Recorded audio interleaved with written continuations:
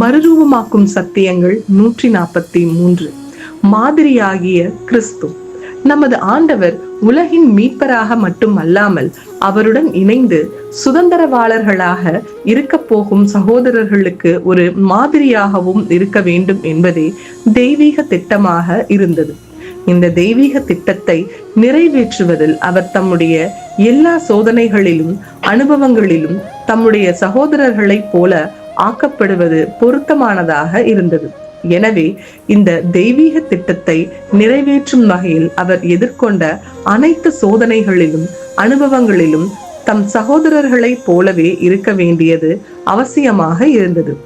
தீர்க்க தரிசன ரீதியாக நமது ஆண்டவர் பிதாவிடம் இவ்வாறு கூறுவதாக சித்தரிக்கப்பட்டுள்ளது: உம்முடைய நாமத்தை என் சகோதரருக்கு அறிவித்து சபை நடுவில் உம்மை துதித்து பாடுவேன்.